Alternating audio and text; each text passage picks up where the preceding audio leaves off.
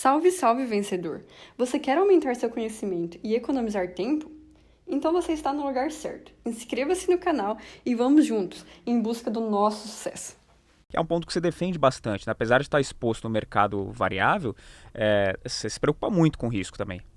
Muito. A mitigação de risco é o outro lado da moeda do ganho. Uhum. Não há um grande ganho sem uma boa mitigação de risco.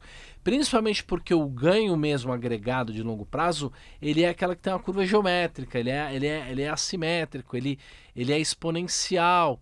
E as perdas significativas, elas comprometem demais a riqueza no longo prazo. O problema de um portfólio, de uma carteira, não são os grandes ganhos, não são os pequenos ganhos, não é o mercado de lado, empatar dinheiro, não é nem as pequenas perdas, são as grandes perdas. Porque se você tem 10 mil reais na bolsa e você perde 50%, 10 mil vira 5 mil reais. Só que para 5 mil reais, que é o que você tem hoje, voltar a ser os 10 mil reais que você tinha antes, você precisa de um ganho de 100%. Então, perdas muito grandes são muito impactantes. Por isso que um dos maiores investidores da história, Warren Buffett, diz, né? Primeira regra, não perca dinheiro. Segunda regra, nunca esqueça da primeira regra. Então, mitigação de risco. Então, ter uma boa parte do seu dinheiro em reserva de valor, diversificar em outras moedas. Se você quiser se expor muito em bolsa, você precisa comprar um pouco do seguro, tá certo? Você pode ter criptomoeda, mais pouca criptomoeda e fazer o balanceamento. Tudo isso é o jeito certo de ter a carteira de frágil. Você está falando dessa parte do seguro. Para o pessoal que acompanha a gente, queria que você detalhasse um pouquinho mais, né? O seguro ele está na parte das opções, mas o que é esse seguro da carteira para a renda variável? Muito legal. Vocês vão continuar percebendo que eu estou falando sempre da mesma coisa. O seguro, vamos imaginar que você tem um carro de 150 mil reais. Se você não for imprudente, provavelmente você vai fazer um seguro para esse carro. O que é um seguro? O seguro é a opção de vender o seu automóvel para a seguradora no caso de um sinistro. Você está comprando o direito de vender o seu carro para a seguradora se o valor de mercado daquele carro, especificamente com aquela placa, com aquele chassi, se desvalorizar muito rapidamente devido a um sinistro, um acidente ou o roubo do carro. Então, você paga um prêmio para isso. Então, o contrato de seguro ele é exatamente igual a um contrato de uma opção de venda. Né? Então, você é o titular, você tem o direito. Se o seu carro não se desvalorizar, você não vai querer vender o carro, vai ficar com o seu carro, você vai perder o prêmio. É normal, a gente faz o seguro do carro para perder o prêmio mesmo. Mas, se roubarem o seu carro, você pega o documento do carro, entrega para a seguradora e fala, toma, né? O carro é seu, vai buscar lá no Paraguai e me dá o dinheiro. É a mesma coisa que você pode fazer na Bolsa de Valores. Você pode comprar o direito ou a opção de vender a sua carteira de ações para um vendedor, para uma pessoa alguém que vai se obrigar a comprar de você. Ele vendeu esse seguro para você, então ele precisa ficar com a carteira se você quiser, e você só vai exercer o seu direito depois de uma grande queda. Então você carrega esse seguro durante muito tempo, e você não faz um seguro para arranhão, nem para lataria, nem para o pneu. Você faz um seguro contra grandes catástrofes. Você quer se proteger sempre de quedas maiores do que 20% e 25%. Não quedas de 5%. Quedas de 5% servem para você comprar mais ações. Servem para você fazer o balanceamento. Agora, quedas na bolsa maiores do que 20%, elas que detonam o seu patrimônio, e o seguro é infinitamente mais barato. É um pozinho. É muito barato. Com 10, 15 centavos, você compra o direito de vender o BOVA.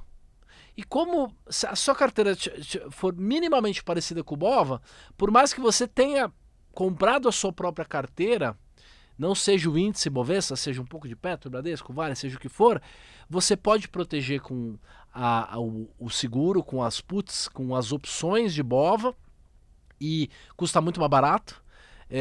Qualquer dia eu conto porquê, é uma questão matemática, mas é mais barato comprar no índice do que nos ativos individuais, porque o índice tem menos volatilidade, mas quando cai, ele cai muito rápido, então você paga centavos, e basicamente com 3% ao ano do valor do seu portfólio de ações, quer dizer, do seu risco em ações, 3% ao ano, são um ótimo seguro, que farão com que qualquer queda maior do que 20% ou 25%, você compra o tal do pozinho, é uma quantidade tão grande que ele inclusive cobre quase toda a perda da sua carteira.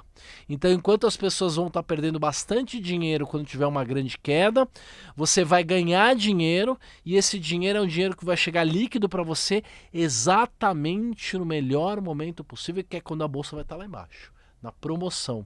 Então é um dinheiro novo que vai te permitir fazer o quê? O balanceamento. Quando o mercado estiver lá embaixo, você vai comprar. E esse é o melhor momento de fazer as compras, depois de grandes quedas, grandes crises. E você vê que isso hoje, na nossa sociedade, o brasileiro que investe, é muito disseminado? O pessoal tem o costume de medir o risco dessa forma, de se proteger? Não, infelizmente a gente ainda está num nível totalmente superficial de investimento no Brasil. A maioria dos influenciadores são pastores de rebanho, conhecem muito pouco, né? Quase fosse, como se fossem caolhos guiando cegos, né? Então, assim, não se sabe calcular risco do jeito certo, ainda se acha que volatilidade é risco, ainda se usa o Sharpe, Markowitz, ainda se acha que diversificação é o último almoço grátis, mas as pessoas estão aprendendo sim. E eu hoje me dedico mais a ensinar professores e influenciadores do que o próprio público. Sério? Para eles poderem Porque eu acho que é daí que vem a mudança, né? Sim. Sim, mas eles te procuram ou você que pensou? Não, a gente tem um grupo de WhatsApp que estão todos, a maioria dos influenciadores, vou até te colocar lá no grupo. E eu acho que ensinar as pessoas que ensinam, eu acho que é uma maneira mais acelerada de fazer a mudança. Com certeza, com certeza. Agora, então você deixou algumas coisas muito ricas aqui, né? Porque quem acompanha a gente tem essa visão, às vezes, de que eu estou me expondo ao mercado variável, eu estou correndo muito mais risco. Então, se eu for para o mercado conservador ou de renda fixa, né, eu estou muito mais pé no chão, eu estou mais tranquilo. Quando não é uma verdade. Né? Você falou do crédito privado. Eu posso correr muito mais risco no crédito privado do que na renda variável se eu estiver protegido dessa forma. Sem dúvida nenhuma. Renda fixa não é tudo igual. Aliás, renda fixa é variável, né? A única renda fixa que é extremamente conservadora e que deve compor boa parte do seu caixa, mais de 50% do seu caixa, e pelo menos metade da sua carteira tem que ser ativos conservadores, né? Até 60% da sua carteira tem que ser ativos conservadores. A maior parte desses ativos tem que ser títulos pós-fixados do Tesouro Selic. Ou é Tesouro Selic, ou é o CDB de um banco de primeira linha, uma parte pequena, uma LCI curta, entendeu? Eventualmente, você pode colocar um pouco de dinheiro fora do Brasil, você pode colocar um fundo em dólar, um fundo pós-fixado em dólar. Então, assim, sempre que você for por uma renda fixa, em que você tem pré-fixada, ou você tem o risco privado, você vai estar saindo do investimento conservador e vai estar indo para o investimento agressivo. E não significa que você não deva fazer, mas é uma parte pequena e você tem que usar. Por exemplo, se você sempre tiver um pouquinho de pré, aí quando os juros se estressarem, subirem os juros, a sua carteira de pré vai se desvalorizar bastante. Então você pode aproveitar aí, comprar um pouco mais de pré. Agora, em outubro de 2021, eu comprei um pouco de pré aí, de 2034 a 11,30, 11,40, 11,50, quer dizer, uma bela taxa. Você pode eventualmente, por um pedaço pequeno do seu portfólio, comprar um risco privado e ele vai pagar um cupom maior, e aí você tem que aprender também a fazer um pouco de análise de crédito. Quer dizer, dá para fazer uma série de investimentos, mas você precisa aprender a fazer mas renda fixa conservadora é Tesouro Selic, pós-fixado, curto, porque por mais que pareça arriscado emprestar dinheiro para o Estado, para o governo, para o Tesouro, é o menor risco que existe naquela moeda, porque como o Tesouro é o emissor da dívida e da moeda, ele necessariamente não precisa dar o calote, ele jamais vai dar o calote, porque ele imprime mais dinheiro, paga a dívida, então ele jamais vai dar um calote. Ele dá um calote tácito, que é criar inflação, que é o que está acontecendo, mas numa economia é o menor risco que tem, a gente chama de risco soberano, porque o banco, por mais que seja grande, o risco dele seja baixo, ele não é emissor da própria moeda da sua dívida, né? Pois é. Então ele tem um risco pouquinho acima do que o governo tem, né? Tem, A sim. base. Agora, você comentou sobre volatilidade e sobre o risco, né? O risco do mercado privado, o crédito privado, é da empresa, mesmo o próprio emissor, né? O risco do mercado financeiro, quando a gente fala dos ativos, e onde que ele diferencia da volatilidade? Porque são coisas diferentes, né? Mas de formas práticas, qual que é a grande diferença? Sempre que você pega um ativo, você vai ter que dividir em espectros de risco. Então, por exemplo, uma debenture incentivada. Ele tem camadas de risco ali, algumas ocultas. Então tem o risco da empresa dar o calote, tem o risco da liquidez, do mercado secundário, tem o risco da taxa ser pré-fixada, tem o risco de você receber em ações da empresa e a empresa se desvalorizar. Então, você acumula riscos nessa modalidade de investimento, né? Quando você tem ações em bolsa, por exemplo, você, via de regra, tem o risco de mercado, o risco de concentração, o risco de liquidez, o risco de execução, né? E o próprio risco da moeda, né? Então, você sempre tem riscos acumulados. De qualquer maneira, a volatilidade, ela é uma parcela do risco de um ativo de renda variável, ou mesmo de um ativo de renda fixa, que é o quê? É o risco de variação. Essa é a volatilidade.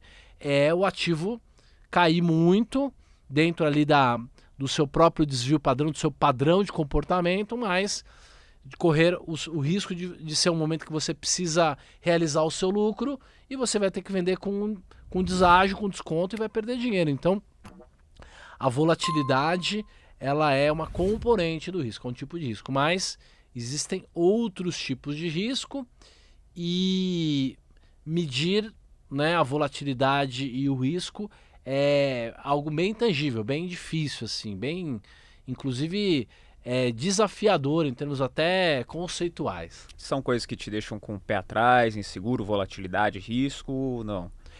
Na medida que eu já venho estudando, modelando e calculando volatilidade, na verdade eu acho que é uma grande oportunidade.